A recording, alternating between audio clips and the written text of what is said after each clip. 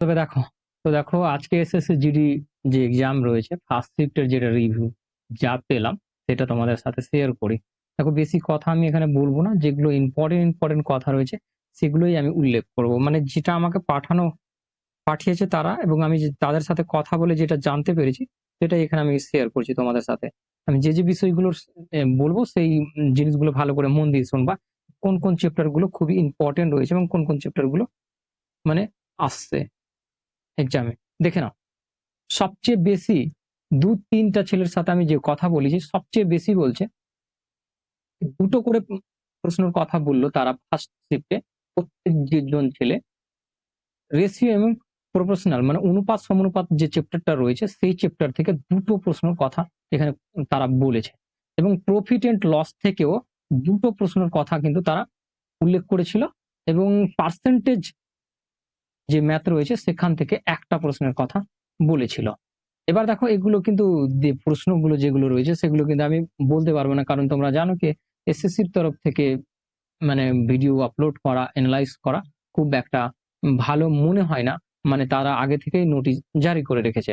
তো আমি যেগুলো ইম্পর্টেন্ট টপিক রয়েছে তাদের সাথে কথা বলে যেগুলো আমি জানতে পারলাম সেই টপিক গুলো দেখো ইম্পর্টেন্ট রেখে দিয়েছি। দেখো পার্সেন্টেজ থেকে প্রশ্ন জিজ্ঞেস করেছে, প্রফিট এন্ড লস থেকে জিজ্ঞেস করেছে, আহ অনুপাত সমানুপাত থেকে জিজ্ঞেস করেছে, আর সবচেয়ে বড় বিষয় প্রফিট এন্ড লস থেকে দুটো, অনুপাত সমানুপাত থেকে দুটো, ঠিক না? এবার দেখো টাইম এন্ড কোয়ার্ক থেকে একটা প্রশ্ন জিজ্ঞেস করেছিল। টাইম এন্ড স্পিড এবং ডিস্টেন্স যেটা চ্যাপ্টার রয়েছে, টাইম এন্ড ডিস্টেন্স চ্যাপ্টার, সেখান থেকে দুটো প্রশ্ন জিজ্ঞেস করা হয়েছিল। সিম্পল ইন্টারেস্ট থেকে একটা জিজ্ঞেস করা হয়েছিল, কম্পাউন্ড ইন্টারেস্ট থেকে একটা জিজ্ঞেস করা হয়েছিল। তো এগুলো জানা যায়। এবং যদি বলি কি পরিমিতি থেকে কটা প্রশ্ন আসছে, তো পরিমিতি থেকে এখন পর্যন্ত দুটো ছেলের কাছ থেকে একজন একটার কথা বলেছে আর দ্বিতীয় জন দুটোর কথা বলেছে। হতে পারে একটা বা দুটো, তার মনে হয়েছে দুটো, বাট দুটো ছেলের মধ্যে তারা কিন্তু কনফিউজ রয়েছে, একজন একটা বললো একজন দুটো বললো। আমি মেনে চলছি কি এখান থেকে একটাই প্রশ্ন এসেছে, কারণ বিভিন্ন বছরে যদি দেখো ট্রেন্ড দেখো, তো একটা প্রশ্নই কিন্তু সেখান থেকে জিজ্ঞেস করে থাকে। এলজেব্রা থেকে প্রশ্ন এসেছে, বাট কোন প্রশ্নটা এসেছে তারা কিন্তু ঠিকঠাক ভাবে বলতেই পারেনি। তো এই কয়েকটা জিনিস তাদের কাছ থেকে ম্যাথের বিষয়ে জানা যায়। এবার রিজনিং এর কথাগুলো শুনে না, রিজনিং কিছু নতুন নতুন দেখো। আমি তখন বলছিলাম, আমি তখন টিকো মারছিলাম এখানে কি কোন কোন প্রশ্নগুলো আসছে। তো মিসিং নাম্বার থেকে প্রশ্ন সবচেয়ে বেশি জিজ্ঞেস করা হয়েছে।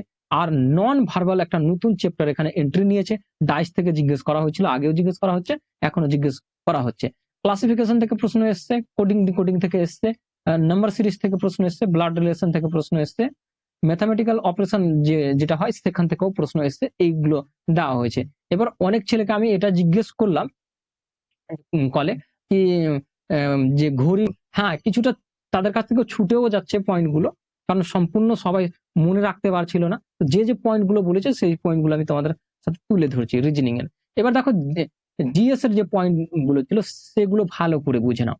সবচেয়ে ভাইটাল পয়েন্ট যেটা তারা বলতে পেরেছে সেটা হচ্ছে কারেন্ট অ্যাফেয়ার থেকে ২ থেকে ৩টা প্রশ্ন বেশি এসেছিল।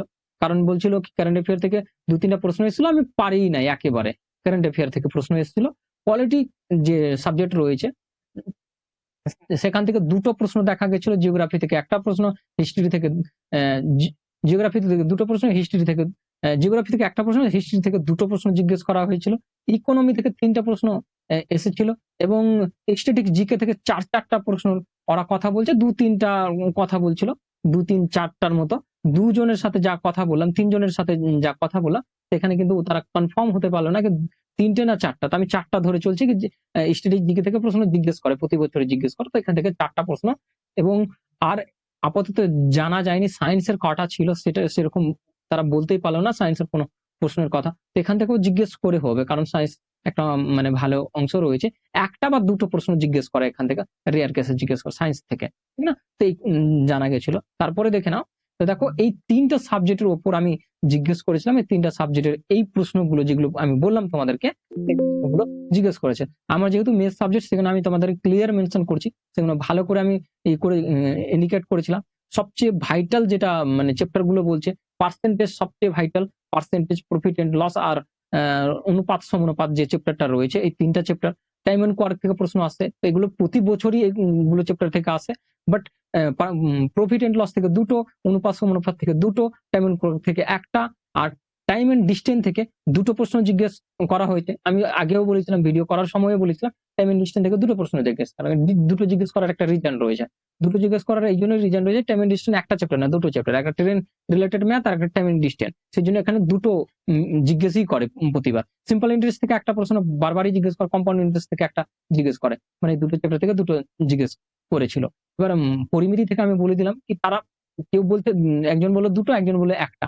তো বেশিরভাগ ট্রেন যদি আগের বছরগুলো দেখো, সেখানে কিন্তু এইভাবে করে জিজ্ঞেস করেছিল। এবার আসি প্রশ্ন লেভেল কি হচ্ছে।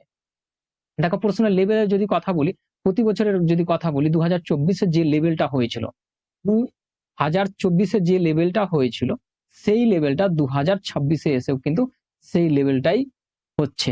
মানে কি বুঝলা? 2026 যদি আমি কন্ডিশনটার কথা বলি, তো দেখো